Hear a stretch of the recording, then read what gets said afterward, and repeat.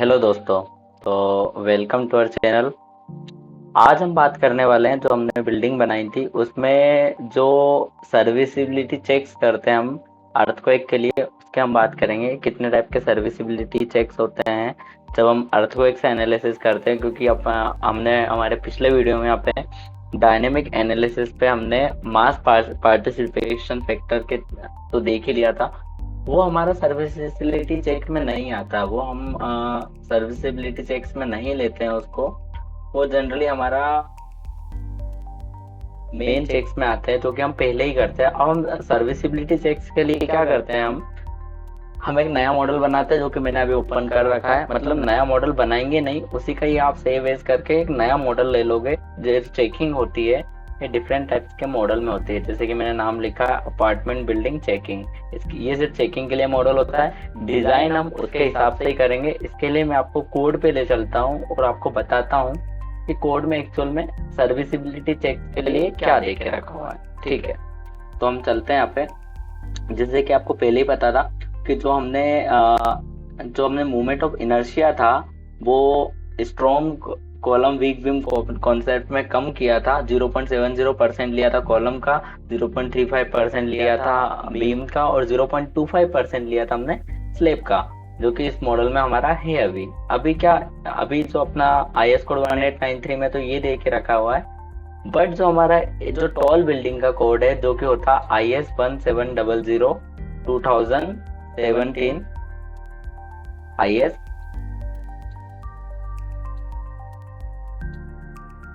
16700, sorry 16700 कि आप table 6 देखोगे तो टेबल 6 में आपको डिफरेंट टाइप की प्रॉपर्टीज मिली हुई है। आपको क्या दिया हुआ है कि जो स्ट्रक्चर एलिमेंट है, स्लेब्स दिए हुए हैं आपको, बीम्स दिए हुए हैं आपको, कॉलम्स दिए हुए हैं आपको, और वॉल्स दी हुई है। चारों चीजें आपको देके रखी हुई है यहाँ पे। यहाँ पे एक अनफैक्टर्ड लोड के लिए प्रॉपर्टीज बताई गई है और एक फैक्टर्ड लोड के लिए प्रॉपर्टीज बताई हुई है। देखिए, जब हमने मॉडल मास पार्टिसिपेशन फैक्टर देखा था, तो हमने ये वाली प्रॉपर्टी कंसीडर करी थी। ये क्या है, फैक्टर्ड लोड के लिए होती है। और और जो मास पार्टिसिपेशन फैक्टर होता है उसको हम फैक्टर्ड लोड के लिए देखते हैं, क्योंकि उसमें हम बिल्डिंग का बिहेवियर देखते हैं। अब हमको बिल्डिंग का बिहेवियर तो हमने देख लिया, जो कि सही आ रहा है हमारा। अब हम क्या देखेंगे, अब हम ये देखेंगे कि जो मूवमेंट ऑफ हमारा जो चेक्स होते हैं डिफरेंट टाइप्स के, मैं आपको बताऊंगा। उसके लिए सबसे पहले हम क्या करेंगे, जो अनफैक्टर्ड लोड को लेंगे। यहाँ पे हमको फैक्टर्ड लोड को नहीं लेना है। तो कोड IS 16700 हमसे ये बोल रहा है कि आप एक काम कीजिए। अब जो आपने प्रॉपर्टी मॉडिफाई करी थी, उसको आप थोड़ा सा कंजर्वेटिव साइड ना लेते हुए, आप थोड़ा सा सर्विसिबिलिटी क्राइटेरिया को देखते हुए थोड़ा सा आप उनको बढ़ा सकते हो। यानी कि आप थोड़ा सा मूवमेंट ऑफ इनर्शिया को थोड़ा उनके परसेंटेज को ज्यादा कर सकते हैं। तो उस हिसाब से यहाँ पे परसेंटेज देख के रखे हुए हमको। तो यहाँ पे जो स्लेब में हमको 0.25 LIG था, वहां पे हमको ये मूवमेंट ऑफ इनर्शिया 0.35 हो गया है, और बीम्स के लिए 0.7 हो गया है, और कॉलम्स के लिए 0.9 हो गया है, और वॉल्स के लिए भी 0.9 हो गया है, क्योंकि कॉलम के पार्ट होती है वॉल्स। ये आप देख सकते हो IS 16700 2017 के पेज नंबर 7 पे। यहाँ पे आपको ये मिल जाएगा। ये आपको यहाँ पे ये चीजें मिल जाएगी, जो कि अनफैक्टर्ड लोड के लिए। एक चीज आपको ध्यान में रखना है कि जो हम सर्विसिबिलिटी चेक्स यहाँ पे लगाने वाले हैं, वो हमको अनफैक्टर्ड लोड के लिए लगाना है, ना कि फैक्टर्ड लोड के। और अनफैक्टर्ड लोड के लिए जो हमारी प्रॉपर्टीज हमको रखना है करेक्ट सेक्शन की, वो देख के रखी हुई है। कुछ कंसल्टेंट्स इसकी प्रॉपर्टी को सब में 1 ले लेते हैं। बाकी हम कोड के हिसाब से बात करेंगे। यहाँ पे हम 1 नहीं लेंगे। 1 भी लोगे तो मैं ये नहीं बोलूंगा कि आप गलत हो। बाकी आप कोड के हिसाब से चलो तो ज्यादा बेटर होगा। ये टॉल बिल्डिंग का कोड है जनरली है, तो हम इसको यहाँ पे कंसिडर करने वाले हैं। ठीक है, यहाँ पे अब मैं आपको 1893 ओपन करके कुछ चीजें बता देता हूँ कि हमको क्या क्या चेक्स हम लगाएंगे। ठीक है, तो यहाँ पे आपको दिया गया है द फोन मेन। अब पेज नंबर आप जा सकते हो 14 पे। 14 पे आप जाओगे तो 7 में आपको बिल्डिंग्स लिखी हुई रहेगी। उसके आपको नीचे आपको पढ़ना है, आप रीड कर सकते हो इन सब चीजों को। The 4 main desirable attributes of an earthquake resistant building are. चार जो डिजायरेबल एट्रीब्यूट्स होते हैं वो चार ये होते हैं। अगर उसकी डक्टिलिटी कम हो, ये डक्टिलिटी का एक आ गया, डक्टिलिटी कम नहीं होनी चाहिए, उसकी लेटरल स्ट्रेंथ मिनिमम, मतलब इतना इतना डिजायरेबल एट्रीब्यूट तो अर्थक्वेक रेजिस्टेंट बिल्डिंग में होना ही चाहिए। क्या होना चाहिए कि जो स्ट्रक्चरल कन्फिगरेशन होता है वो कम से कम होना चाहिए, मतलब एटलीस्ट कुछ कुछ तो होना ही चाहिए। सेकंड क्या बोलता है, कुछ elastic elastic minimum elastic lateral stiffness भी होना चाहिए एटलीस्ट, मिनिमम लेटरल स्ट्रेन भी होना चाहिए उसमें, और एडेक्वेट डक्टिलिटी भी होना चाहिए ताकि वो स्ट्रक्चर को, जो लोड्स आने वाले स्ट्रक्चर के ऊपर, उसको वो वेयर कर सके।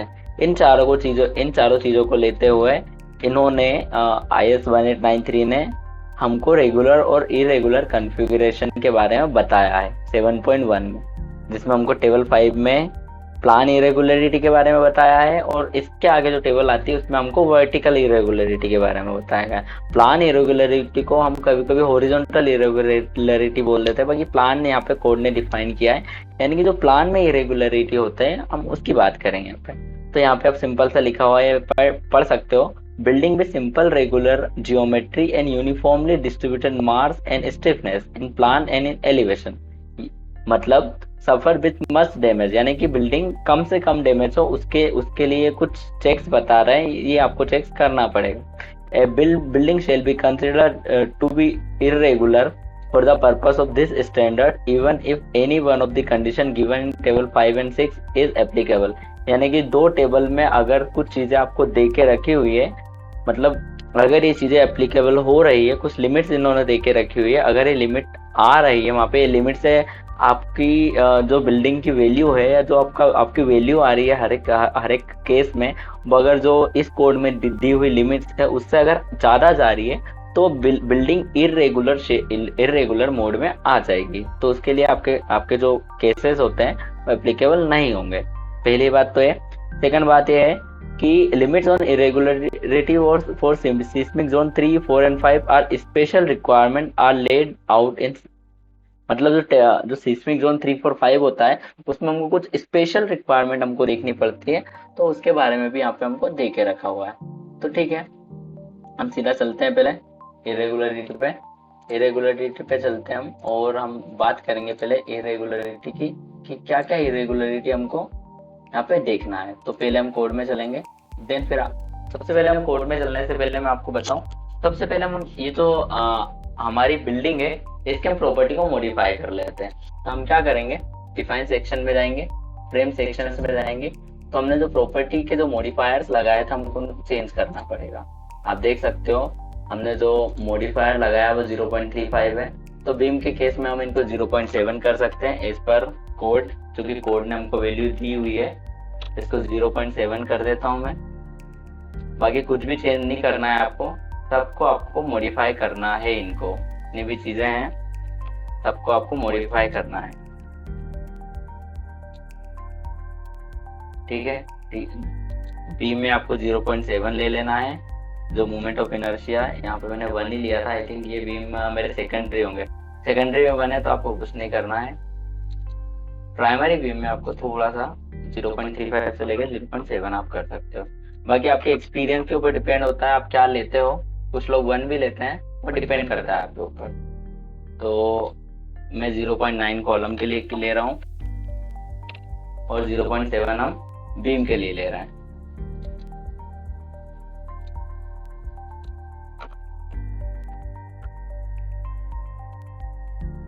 ठीक है, तो ये कॉलम्स एंड बीम के लिए हमने चेंज कर लिए हैं। अब हम चेंज करते हैं स्लैब्स के लिए। हमने स्लैब भी डिफाइन करी थी, तो स्लैब के पैरामीटर्स भी हमको चेंज करने हैं। तो स्लैब के पैरामीटर हम चेंज कर लेते हैं यहाँ पे। सब में अपन 0.35 करेंगे टोटल में।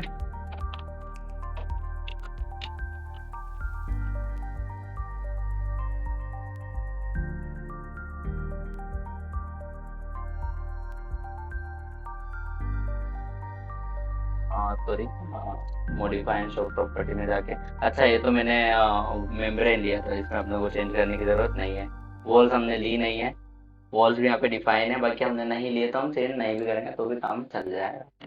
ठीक है, तो इसको मैं सेव कर देता हूँ। अब मैं आपको थोड़ा सा कोड में लेके जाके बताऊंगा कि क्या टाइप की इरेगुलरिटी हमको चेक करनी है। देखिए सबसे पहली जो इरेगुलरिटी होती है वो होती है टॉर्शनल इरेगुलरिटी, काफी ज्यादा इंपॉर्टेंट है। ये इरेगुलरिटी का चेक आपको लगाना ही है। मतलब जनरली हम 3 या 4 टाइप के चेक्स लगाते हैं इरेगुलरिटी में। सबसे पहला चेक यही होता है टॉर्शनल इरेगुलरिटी का, जो कि इम्पोर्टेंट होता है। ठीक है, पहला ये लगाते हैं हम टॉर्शनल इरेगुलरिटी का। यहाँ पे डायग्राम में एक्सप्लेन किया हुआ है, अपन थोड़ी सी इसकी बात करते हैं। क्या बोलना चाह रहा है हमारा कोड?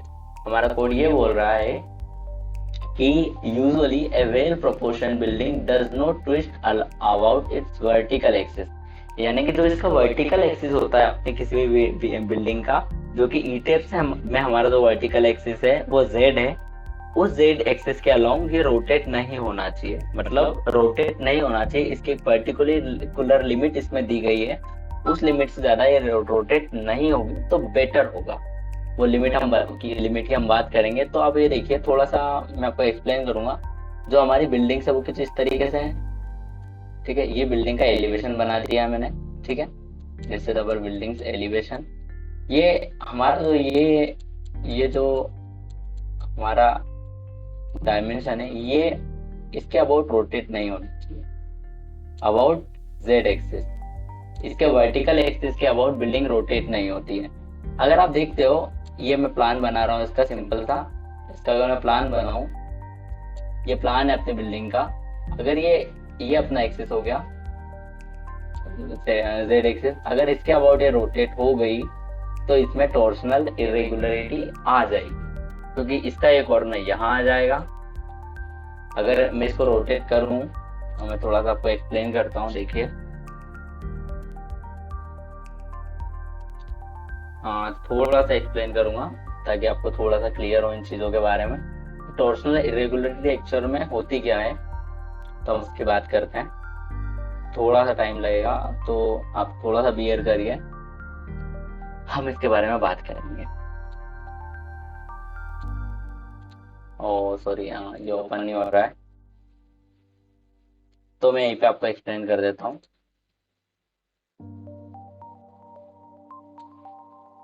देखिए, यहाँ पे मैं आपको बताता हूँ। ये हमारा प्लान है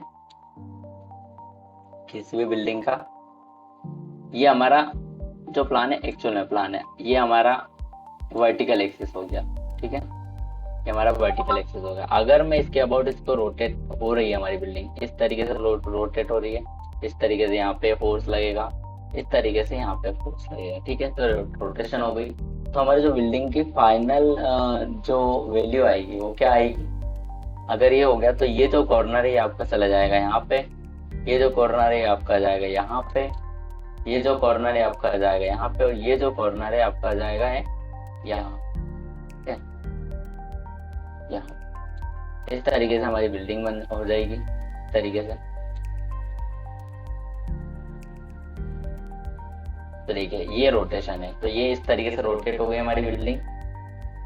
तो ये रोटेट नहीं होना चाहिए, इसकी कुछ लिमिट्स देके रखी हुई कोड में। क्या लिमिट देके रखी हुई है? देखिए, क्या बोल रहा है हम पहली बात क्या बोल रहा है? The stiffness distribution of the vertical element resisting lateral load is balanced in plan according to the distribution of mass in plan at each story level n। क्या बोलना चाह रहा? पहला पॉइंट ये बोल रहा है वो कि जो वर्टिकल एलिमेंट्स होते हैं बिल्डिंग के, जो कि लेटरल लोड रजिस्ट करते हैं। वर्टिकल एलिमेंट्स क्या होते हैं किसी भी बिल्डिंग के?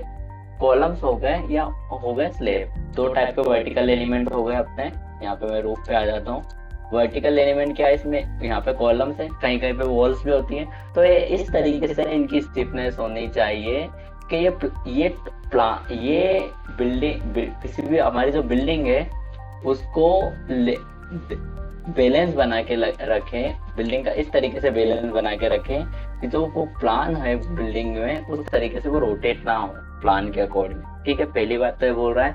सेकंड बात क्या बोल रहा है? The floor slab are stiff in their own plane. जो फ्लोर स्लैब होती है वो स्टिफ होना चाहिए उनके खुद के प्लेन में, इतना स्टिफ होना चाहिए कि वो खुद के प्लेन में स्टिफ होना चाहिए। This happens only it's plan aspect ratio is less than 3। ठीक है, ये बोल रहा है। अब नीचे हमको ये तो सिंपल बताया गया कि भाई इतनी चीजें हमको चाहिए। अब नीचे बताया गया कि टॉर्सनल इरेगुलरिटी कब आती है। तो ये बोल रहा है सेकंड में, a building is said to be torsional irregular. जो बिल्डिंग होती है वो टॉर्सनल इरेगुलर होगी, कब होगी, बाद में बता रहा है कब होगी। The maximum horizontal displacement of any floor, किसी भी फ्लोर पे जो मैक्सिमम हॉरिजॉन्टल डिस्प्लेसमेंट होता है in the direction of lateral force at one end of the floor is more then 1.5 times it's minimum horizontal displacement at the far end of the same floor in that direction. And पहली बात ये बोल रहा है, इसको मैं थोड़ा सा नीचे डायग्राम दिया उसके हिसाब से बताऊंगा। सेकंड क्या बोल रहा है, the natural period corresponding to the fundamental torsional mode of oscillation is more than those of the first two translation mode of oscillation along each principal plan direction. ठीक है, एक नीचे भी लिखा हुआ है, in torsional irregular building when the ratio of maximum horizontal displacement at one end and the minimum horizontal displacement at the other end is. देखिए ये हमारा प्लान है। पहली लाइन को मैं समझाता हूँ आपको, पहली क्या बोला गया है, सॉरी थोड़ा सा एक्सप्लेन करेंगे हम। ये हमारा प्लान है बेसिक सा, ठीक है, ये प्लान देके रखा हुआ है। इसमें मान लो हमारा कुछ हॉरिजॉन्टल डिस्प्लेसमेंट हो गया है, तो डेल मिनिमम हुआ है यहाँ पे, मान लिया हमारा 5 mm हो गया। ठीक है, यहाँ पहली वैल्यू, पहला यहाँ है, दूसरा यहाँ है पॉइंट। पहले पॉइंट पे मैंने मान लिया मेरा जो डिस्प्लेसमेंट हुआ वो कितना हुआ, 5 mm। ठीक है, और सेकंड पॉइंट पे मेरा जो डिस्प्लेसमेंट हुआ वो मैंने मान लिया हो गया 20 mm। ठीक है, पहले पॉइंट पे मेरा डिस्प्लेसमेंट हुआ 5 mm, सेकंड पॉइंट पे मेरा डिस्प्लेसमेंट हुआ 20 mm। तो क्या बोल रहा है, टॉर्सनल इरेगुलर बिल्डिंग कब होगी, जब डेल मैक्स जो होगा हमारा यानी कि 20 mm होगा, वो डेल मैक्स बड़ा होगा 1.5 डेल मिनिमम से। तो इसकी लिमिट क्या देख रखी है, लिमिट इनने बता दी है हमको, जो इसकी लिमिट है वो कितनी है, 1.5 इंटू 5 mm। ठीक है, 5 mm हमारा डिस्प्लेसमेंट है। तो इसके लिमिट से अगर ज्यादा डिस्प्लेसमेंट आपका होता है तो आपकी बिल्डिंग टॉर्सनल इरेगुलर है, इसका कहने का मतलब ये है। तो 1.5 इंटू 5 mm कितना होता है, वो होता है हमारा 7.5 mm। ठीक है, तो ये 7.5 mm है हमारा, या अलाउएबल डिस्प्लेसमेंट है। ठीक है, 7.5 mm से ज्यादा अगर डिस्प्लेसमेंट हुआ हमारा इस प्लान में, इस पॉइंट पे, तो ये बिल्डिंग हमारी टॉर्सनल इरेगुलर हो जाएगी। पहली बात ध्यान रखिए, यानी कि जो डेल मैक्स की वैल्यू होना चाहिए वो हमेशा कम होना चाहिए 1.5 डेल मिनिमम से। या हम चेक करेंगे हमारी बिल्डिंग में किस तरीके से करेंगे, वो हम बात करेंगे। ठीक है, तो ये चीज आपको थोड़ा क्लियर होना चाहिए। तो टॉर्सनल इरेगुलर बिल्डिंग कब होती है, जब डेल मिनिमम की जो डेल मैक्सिमम की जो वैल्यू है वो 1.5 डेल मिनिमम से ज्यादा हो जाए, मतलब उससे ज्यादा हो जाएगी तो बिल्डिंग टॉर्सनल इरेगुलर हो जाएगी। ठीक है, तो ये तो हमारा जो क्राइटेरिया है ये हमारा टॉर्सनल इरेगुलरिटी के क्राइटेरिया को सेटिस्फाई करता है। तो ये हमारी बिल्डिंग अगर इस टाइप का डिस्प्लेसमेंट आ रहा है तो हम इसमें ये चीज देखेंगे। सेकंड बात मैं आपको थोड़ा सा एक्सप्लेन करूंगा कि इसमें हम जो बिल्डिंग है उसकी सेम डायगोनल हम डायगोनल पॉइंट्स को हम नहीं देखते हैं, हम जो डिस्प्लेसमेंट देखते हैं वो सेम लाइन में ही देखते हैं, हम डायगोनल लाइन में डिस्प्लेसमेंट नहीं देखते हैं। फॉर एग्जांपल हम अगर यहाँ पे डिस्प्लेसमेंट देख रहे हैं तो हम यहाँ पे नहीं देखेंगे इसके अकॉर्डिंग, यहाँ पे डिस्प्लेसमेंट डिफरेंट आएगा। हम यहाँ और यहाँ का चेक करते हैं, देन यहाँ और यहाँ का चेक करते हैं। एक तो यहाँ का चेक कर सकते हैं हम तो, या फिर इसके रिस्पेक्ट में हमको चेक करना है तो हम इस पॉइंट पे जाएंगे, यहाँ पे हम यहाँ पे चेक नहीं करेंगे, हम डायगोनली चेक नहीं करते हैं। पहली बात ये आपको क्लियर कर देना चाहता हूँ मैं, इसमें सीधा से डिफाइन किया हुआ है आपको, क्योंकि अगर यहाँ पे आप यहाँ की जगह जाएंगे तो थोड़ा सा डिफरेंट आपका वैल्यू आ सकती है मे बी। तो यहाँ पे आप चेक थोड़ा सा ध्यान रखोगे चीज़ों का, मे बी वेरिएशन नहीं होगा बट आ सकता है, आप डायगोनली चेक ना करो तो बेटर होगा। सेकंड इसका क्या कॉन्सेप्ट दिया हुआ है, सेकंड पॉइंट ये बोला गया, फर्स्ट तो आपको आई थिंक क्लियर हो ही गया होगा, आई होप कि आपको क्लियर हो गया होगा। सेकंड पॉइंट क्या बोलता है हमारा कि जो नेचुरल पीरियड है corresponding to the fundamental torsional mode of oscillation, यानी कि जो थर्ड मोड जो हमारा आ रहा है उसमें जो नेचुरल पीरियड होता है वो is more than those of first two translation mode of oscillation. यानी कि क्या बोलना चाह रहा है कि जो थर्ड मोड में हमारा जो टाइम पीरियड आया है, थर्ड मोड में जो टाइम पीरियड आया है वो ज्यादा ज्यादा हो जाए अपना जो स्टार्टिंग के दो मोड आए उनसे। मतलब कहना क्या चाह रहा है कि जो फर्स्ट मोड में जो फर्स्ट सेकंड थर्ड, तो थर्ड मोड का जो टाइम पीरियड है वो ये दोनों मोड जो है इनसे ज्यादा हो जाए। तो ये तो पॉसिबल होगा ही नहीं, हमने अब पिछले वीडियो में चेक कर ही लिया था, तो ये हम नहीं देखेंगे। ये तो हमारा ऑलरेडी सेटिस्फाई हो रहा है, तो हमको ये चीज सेटिस्फाई हमको करानी है यहाँ पे। तो हमको क्या सेटिस्फाई करानी है, ये तो ऑलरेडी सेटिस्फाई होता है जब हम परफॉर्मेंस चेक करते हैं, तो ये तो पहले से ही हमारा सेटिस्फाई हो जाता है पॉइंट। तो हमको सेटिस्फाई कराना फर्स्ट पॉइंट, जिसके हम बात करेंगे ई टेस्ट में। अब सेकंड जो इरेगुलरिटी है उसकी हम बात करते हैं।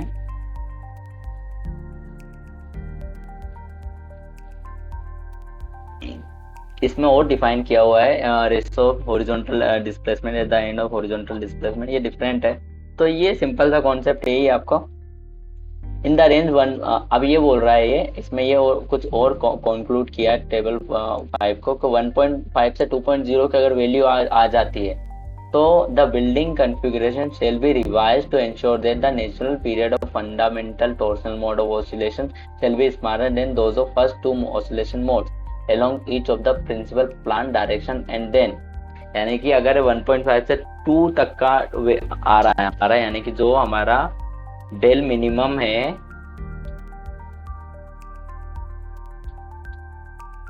डेल मिनिमम है वो 2 इंटू डेल मिनिमम 2, यानी कि 1 पॉइंट डेल मैक्सिमम है, सॉरी मैं इसको इस हिसाब से लिखता हूँ, यहाँ से आपको थोड़ा सा एक्सप्लेन करूंगा कि डेल मिनिमम है 1.5 से 2 तक आ रहा है। ठीक है, ये 2 तक आ गया इनकेस मान लो आपकी बिल्डिंग में, तो हमको क्या करना है, हमको कुछ ट्रिक्स लगाने पड़ेंगे, कुछ कॉन्फ़िगरेशन जो होती है बिल्डिंग्स की बीम्स कॉलम को हमको रिवाइज करना पड़ेगा। ये इंश्योर करना पड़ेगा कि जो फर्स्ट 2 मोड है वो हमारे प्रिंसिपल प्लान डायरेक्शन में ही है। तो फर्स्ट 2 मोड से उसका जो टाइम पीरियड है वो उससे ज्यादा आ रहा है कि नहीं। ठीक है, थर्ड क्या हो रहा है, 3 dimensional dimension analysis shall be adopted. इसमें जनरली हम 3 डायमेंशनल डायनेमिक एनालिसिस हमको करने का ये बोल रहा है। तो ठीक है, अगर ऐसी कंडीशन आती है तो आपको 3 डायमेंशनल डायनेमिक एनालिसिस करना चाहिए। तो आपको ये दो चीज चेक करनी पड़ती है, अगर ये दोनों आए तो, अगर ये दोनों आई तो आपको 3 डायमेंशनल डायनेमिक एनालिसिस आपको करना होगा। फर्स्ट तो बोल रहा है कि आप ये चेक कर लो कि टाइम पीरियड का कॉन्सेप्ट आपका पूरा है कि नहीं। तो वो आपने अगर मॉडल मास पार्टिसिपेशन रेशियो आपने देखे हो तो वहां से क्लियर होगा। तो आपको अगर ऐसा हो 2.0 तक आ रहा है तो आपको 3 डायमेंशनल एनालिसिस करना पड़ेगा। पहली तो बोल रहा है कोड। सेकंड क्या बोल रहा है आगे ये कि मोर देन 2.0, अगर 2.0 से ज्यादा आ जाता है, ठीक है, अगर ये जो है, ये जो आपका वैल्यू है ये 2.0 से ज्यादा आ जाता है, कुछ ज्यादा आ जाता है, जो कि हमको हमारे यहाँ पे मैंने जो आपको एग्जांपल दिया है यहाँ पे 2.0 से भी ज्यादा आ रही है। तो इस केस में हमको क्या करना पड़ेगा, हमको बिल्डिंग का जो पूरा कॉन्फ़िगरेशन है वो रिवाइज करना पड़ेगा। हमको रिवाइज यानी कि हमको कॉलम बीम के साइज डिफरेंट करने पड़ेंगे, या हमारी फ्लेक्सिबिलिटी के साथ थोड़ा सा प्ले करना पड़ेगा कि किस तरीके से हम ट्राई करेंगे। तो पहला जो मेन इंपॉर्टेंट चेक होता है वो ये होता है। आई होप आपको थोड़ा सा क्लियर हुआ होगा। सेकंड क्या बोल रहा है, री इंट्रेंट कॉर्नर। ये जनरली हम ईटेप में देखते नहीं है, इतना हम देखते नहीं है, हम मेन चेक्स यही लगाते हैं टॉर्सन का, पर मैं आपको थोड़ा सा एक्सप्लेन कर देता हूँ इसको भी। A building is said to have a re-entrant corner in any plan direction when its structural configuration in plan has a projection of size greater than 50% of its overall plan dimension in that direction। यानी कि क्या बोलना चाह रहा है ये कि री-एंट्रेंट corners 50% से ज्यादा नहीं होना चाहिए उसके प्लान डायरेक्शन के। For example, in building with re-entrant corner 3 dimensional dynamic analysis method shall be adopted। अगर re-entrant corners है बिल्डिंग्स के तो वहां पे 3 डायमेंशनल एनालिसिस आपको करना है, ये बोल रहा है। यानी कि जो री-एंट्रेंट कॉर्नर्स होते हैं बिल्डिंग्स के वो 50% से ज्यादा नहीं होना चाहिए उसके प्लान डायमेंशन के। ठीक है, सेकंड चीज ये बोली, ये हम जनरली हमारी बिल्डिंग इसमें सेटिस्फाई हो जाती है, मेन इतना इंपॉर्टेंट नहीं होता है।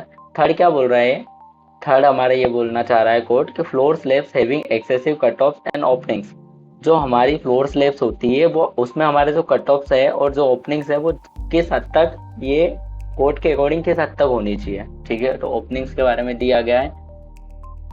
तो इसमें क्या बोल रहा है, इसमें ये बोल रहा है कि opening in slabs result in flexible diaphragm behaviour and hence the lateral shear force is not shared by the framed and vertical member in proportion to their lateral translation stiffness. Okay, the problem is particularly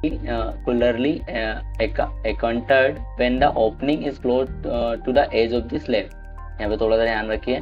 A building is said to have discontinuity in their in-plane stiffness and floor slab have cutoffs and opening of area more than 50% of the full area of the floor slab।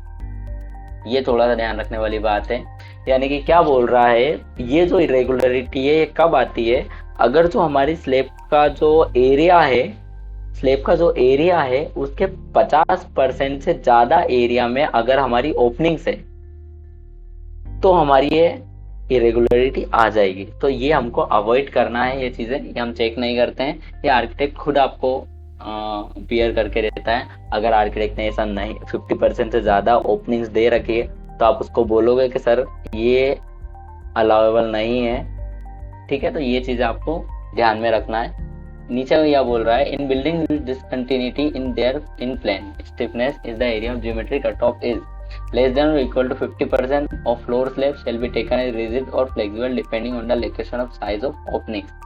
पहला यह क्या बोल रहा है, अगर जो buildings है उसमें आपकी ओपनिंग 50% है तो आप उसका सॉल्यूशन बता रहा है। क्या बोलना चाह रहा है कि अगर जो आपकी ओपनिंग्स है वो 50% या उससे थोड़ा सा कम है तो आपको reserve flexible depending on the location of size of openings, यानी कि आपको जनरली फ्लेक्सिबल डायफ्राम लेना चाहिए। अगर आपकी, यानी कि आप रिजिड भी ले सकते हो, फ्लेक्सिबल डायफ्राम भी ले सकते हो साइज ऑफ ओपनिंग के हिसाब से। ठीक है, अगर आपकी जो कट ऑफ है वो मोर देन 50% है, मतलब जो जनरली हर एक बिल्डिंग में नहीं होता है, अगर आपके जो कट ऑफ है या जो ओपनिंग्स है वो अगर 50% से ज्यादा है तो आपको जो फ्लोर डायफ्राम है उसको आपको फ्लेक्सिबल लेना है। ठीक है, ये बता रहा है। तो ये चीज तो हमारी जनरली अकाउंटेड नहीं होती है, हम प्लान में ही देख लेते हैं। ठीक है, तो ये चीजें हैं। अब आप क्या करोगे, out of plane offset in vertical element, out of plane offsets के बारे में बता रहा है। तो क्या बोल रहा है, out of plane offset in vertical element resisting lateral load cause discontinuity and deteriorate in the load path. ये आप पढ़ लेना, मैं आपको थोड़ा सा बता देता हूँ नीचे। तो ये दो इरेगुलरिटी होती है, ये भी ऑलरेडी सेटिस्फाई हो जाती है। एक होती है non parallel lateral force system, कुछ इंक्लाइन मेंबर्स है तो उनको हमको हटाना चाहिए, यहाँ पे ये बोलना चाह रहा है यहाँ पे। ठीक है, तो ये हमारी हो गई मेन हॉरिजॉन्टल इरेगुलरिटी। इसमें हम एक ही इरेगुलरिटी का चेक देखते हैं। देखिए, आपको जो सेकंड है इसमें आपको ये इन्होंने बताया गया है, इसमें समझाया ठीक से। यहाँ पे आपको समझाया है री इंट्रेंट कॉर्नर, तो आपके जो कॉर्नर्स होते हैं उसकी इन्होंने कुछ वैल्यूज दे के रखी है, उससे ज्यादा नहीं होना चाहिए। ये एक सेटिस्फेक्शन दे के रखी हुई है कॉर्नर्स के लिए, ये नहीं होना चाहिए। ठीक है, तो ये कुछ लिमिट्स में होना चाहिए री इंट्रेंट कॉर्नर्स की, तो ये लिमिट होना चाहिए। ये लिमिट में आपको आर्किटेक्ट खुद देगा, ये आप कुछ अपने आप से कुछ नहीं कर सकते हो। ठीक है, तो आप आपका कॉन्फ़िगरेशन इस हिसाब से करते हो। ये ओपनिंग्स दिया हुआ है, एक्सेसिव कट ऑफ्स की बात करी हुई है। यहाँ पे उन्होंने हुआ है 3D out of plane offset in its vertical. यहाँ पे जनरली आप ऑफसेट्स नहीं दे सकते हो, ये ऑफसेट्स बताया गया यहाँ पे, ये देखिए। ठीक है, आप नॉन पैरेलल स्ट्रक्चर सिस्टम नहीं रखोगे, पहली बात ये बोल रहा है। ठीक है, यानी जो स्ट्रक्चर वॉल होती है वो पैरेलल होना चाहिए, नॉन पैरेलल नहीं होना चाहिए, यानी कि पैरेलल होना चाहिए एक दूसरे के, ताकि वो क्या है लोड को रजिस्ट ठीक से कर पाए। तो ये मेन हम इसमें जो चेक्स देखेंगे, मैं आपको एक ही बताऊंगा, ये हमारा इंपॉर्टेंट चेक होने वाला है टॉर्शनल इरेगुलरिटी का। ठीक है, अभी हमारे आ जाता है टेबल नंबर 6। टेबल नंबर 6 में हमारे को क्या बोल रहा है कोड, टेबल नंबर 6 में हमको कोड बोल रहा है कि आपको वर्टिकल इरेगुलरिटी के चेक्स देखना पड़ेगा। तो फर्स्ट जो चेक होता है जो कि इम्पोर्टेंट है हमारे लिए, वो होता है सॉफ्ट स्टोरी, जिसको हम स्टिफनेस इरेगुलरिटी बोलते हैं। ठीक है। A soft story is a story whose lateral stiffness is less than that of story above। यानी कि जो सॉफ्ट स्टोरी वो स्टोरी होती है जिसकी जो लेटरल स्टिफनेस होती है, यानी कि जो लेटरल लोड रजिस्ट करने की जो कैपेसिटी होती है, यानी कि जो स्टिफनेस होती है वो कम हो उसकी अबव वाली स्टोरी से। यानी कि जनरली क्या होता है जब हम मैं आपको डिटेल्स में थोड़ा अच्छे से समझाऊंगा इसको। यानी कि सॉफ्ट स्टोरी कहाँ होती है, ये वर्टिकल होती है, क्योंकि हाइट की बात कर रहे हैं हम। यानी कि फॉर एग्जांपल आपका फर्स्ट फ्लोर पे डिस्प्लेसमेंट हुआ 20 mm, सेकंड फ्लोर पे डिस्प्लेसमेंट ज्यादा होना चाहिए क्योंकि आप ऊपर जा रहे हो। सेकंड फ्लोर का 21 mm हुआ, थर्ड फ्लोर पे आपका हुआ 22 mm, थर्ड फ्लोर पे आपका हुआ 23 mm, फोर्थ फ्लोर पे हो गया आपका कुछ ज्यादा ही हो गया, फॉर एग्जाम्पल कुछ ज्यादा हो गया या कुछ कम हो गया, तो उस तरीके से आपका सॉफ्ट स्टोरी आपको देखना पड़ेगा। ठीक है। तो स्टिफनेस आपकी उस तरीके से आप देखोगे। ठीक है। अब आगे आता है अपना मास इरेगुलरिटी। आपकी मास इरेगुलरिटी नहीं होना चाहिए। ठीक है।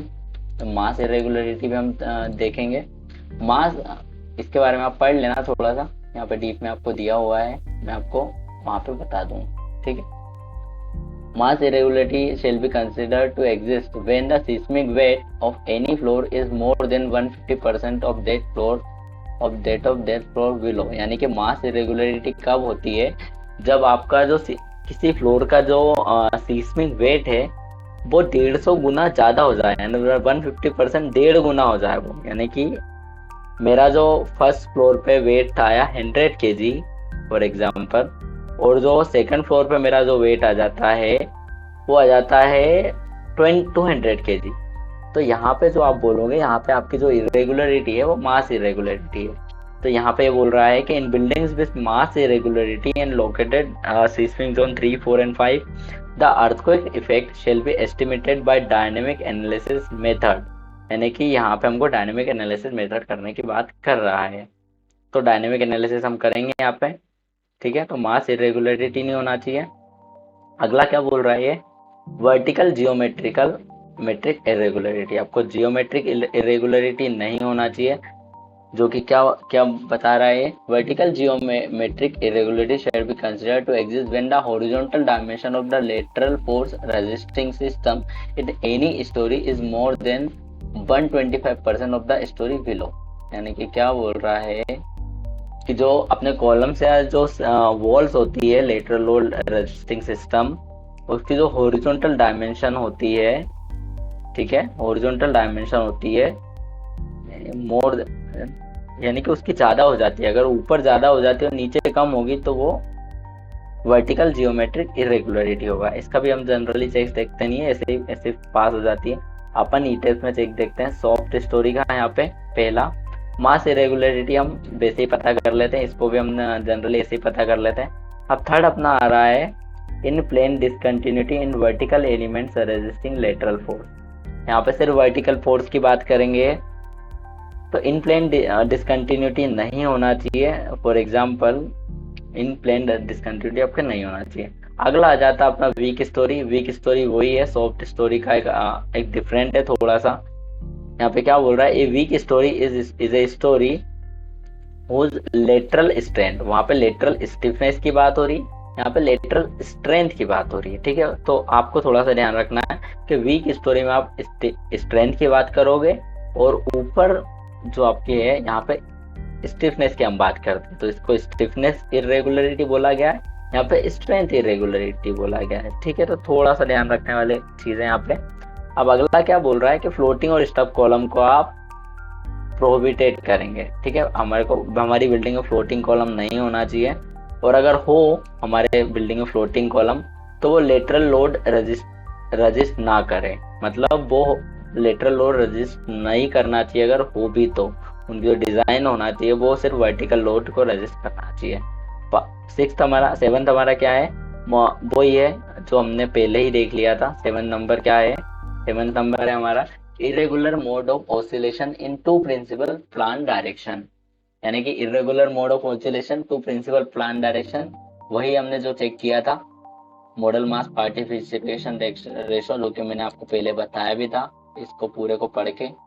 ठीक है, तो ये स्टिफनेस इरेगुलरिटी के बारे में आपको ये डायग्राम से थोड़ा समझाया गया है। यहाँ पे इस फ्लोर पे आपकी स्टिफनेस इरेगुलरिटी है। सेम मास, यहाँ पे हैवी मास है, यहाँ पे हैवी मास है, यहाँ पे हैवी मास है, तो मास इरेगुलरिटी के बारे में बताया है। यहाँ पे जियोमेट्रिक इरेगुलरिटी, इस टाइप से जियोमेट्रिक इरेगुलरिटी आपके नहीं होना चाहिए। ठीक है, तो इस टाइप से देखिए, ऊपर जैसे कि जियोमेट्री ज्यादा हो गई, नीचे कम हो गई, देन नीचे और कम हो गई, ऊपर जाके कम हो जाएगी तो आपका चलेगा, बाकी बढ़ना नहीं चाहिए। ठीक है, ये डिसकंटिन्यूटी हो गई। ठीक है, तो स्ट्रेंथ इरेगुलरिटी, सेम स्ट्रेंथ की बात आ रही है। यहाँ पे सारे डायग्राम से आपको क्लियरली समझ में आ जाएंगे। आप कोई सी बुक रेफर कर सकते हो इनके लिए। हम यहाँ पे बेसिक सी कॉन्सेप्ट की बात करेंगे यहाँ पे। ठीक है, तो इतने टाइप की रेगुलरिटी होती है। तो हम एक और चेक्स होता है हमारा, कुछ चेक्स और हम करेंगे यहाँ पे। तो हम मेनली इसमें जो चेक्स लगाने वाले हैं वो 3-4 चेक्स लगाएंगे हम। फर्स्ट जो चेक होता है वो हमारा स्टिफनेस इरेगुलरिटी का लगाएंगे हम। देन हम लगाएंगे टॉर्सनल इरेगुलरिटी का चेक। अगला और चेक लगाएंगे हम, मैं आपको नीचे थोड़ा सा बताता हूँ, जो कि होता है ड्रिफ्ट का चेक। ड्रिफ्ट का चेक इसमें थोड़ा सा एक्सप्लेन करूंगा मैं आपको, मिल जाए तो। ड्रिफ्ट का चेक हम करेंगे, 3-4 चेक्स करेंगे ऐसे हम, जो कि हमको क्लियरली बता पाएंगे कि जो बिल्डिंग्स है वो हमारी सेटिस्फाई है कि नहीं, यानी कि उसका परफॉर्मेंस बिल्डिंग का है, उसमें जो सर्विसिबिलिटी है वो आएगी कि नहीं। इतने टाइप के चेक देखते हैं हम। ड्रिफ्ट का चेक होगा एक। Number of mode to be consider, ये तो नेचुरल मोड ऑफ ऑसिलेशन यहाँ की बात कर रहे हैं हम। कॉम्बिनेशन ऑफ मोड्स यहाँ पे आ गए हम। देन आगे जाएंगे हम, ये मोड पार्टिसिपेशन फैक्टर अलग ये फॉर्मूला दिया हुआ है, आप देख सकते हैं यहाँ पे। और mode to be considered modes, torsional, shear force and intensity।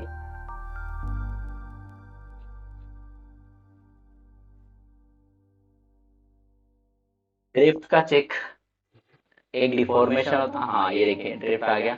7.11 में आपको ड्रिफ्ट मिल जाएगा, जो कि आपको डिफॉर्मेशन में दिया हुआ है।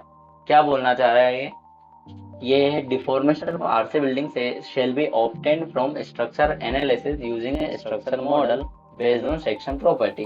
यानी कि हम स्ट्रक्चर एनालिसिस से इसको पहले ही निकाल लेते हैं। क्या बोल रहा है ये? पहला जो होता है हमारा स्टोरी ड्रिफ्ट, ये भी हम चेक्स लगाने वाले हैं, काफी इंपॉर्टेंट चेक्स होता है। जो ड्रिफ्ट होता है किसी भी एनी स्टोरी का शेल नॉट एक्सीड, यानी कि जो ड्रिफ्ट होता है वो 0.004 टाइम्स ऑफ स्टोरी हाइट, इससे ज्यादा नहीं होना चाहिए। फॉर एग्जाम्पल यहाँ पे एक्सप्लेन करता हूँ। मेरी एक स्टोरी है,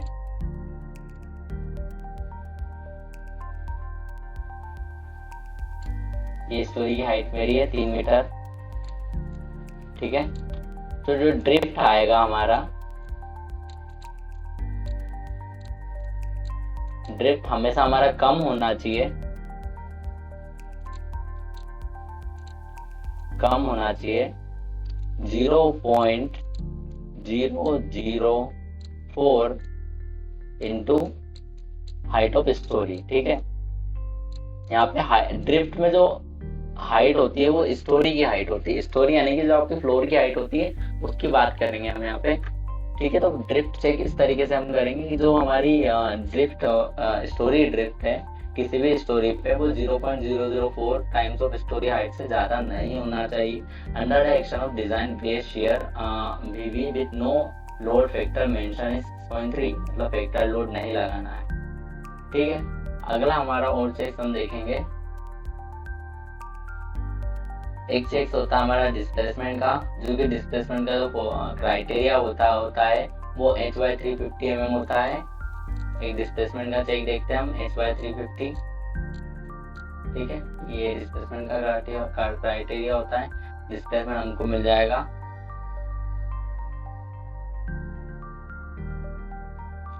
ये हम फॉर्मूला 7.7.3 में दिया हुआ है, वहां से हम देख सकते हैं इसको।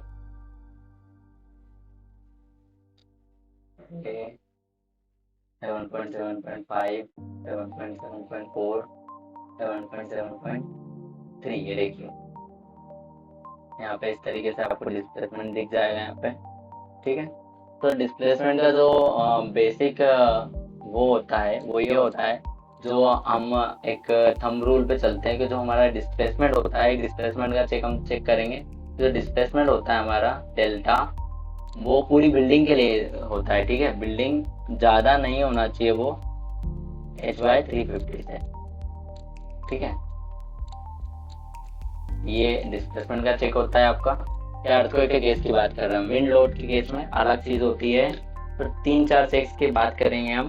तो सारे चेक्स मैंने अभी आपको एक्सप्लेन कर दिए हैं इस पर द IS 1893 के हिसाब से क्या क्या चेक्स हम करेंगे, क्या क्या चीज़ें होती है, ठीक है।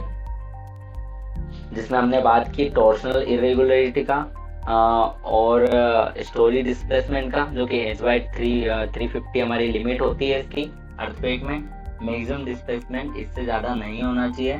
सॉफ्ट स्टोरी का चेक हमने देखा था यहाँ पे, ड्रिफ्ट का चेक हमने देखा यहाँ पे, देन हमने चेक देखा यहाँ पे टॉर्शनल इरेगुलरिटी। तो ये कुछ टाइप्स के चेक्स होते हैं, वो हम यहाँ पे देखने वाले हैं। हमारे अगले वीडियो में मैं आपको बताऊंगा कि ई टेस्ट में हम इनको किस तरीके से देखेंगे। अभी तो मैंने आपको एक्सप्लेन किए हैं सिर्फ कि जो बेसिक चीज़ें होती है वो क्या होती है। अगले वीडियो में हम बात करेंगे कि हमारे जो चेक्स हैं वो हम किस तरीके से लगाएंगे यहाँ पे हमारी बिल्डिंग के। तो ये हमारा मॉडल रेडी है, इसमें हम बात करेंगे डिफरेंट टाइप के चेक्स की, ठीक है। तो मिलते हैं अगले वीडियो में।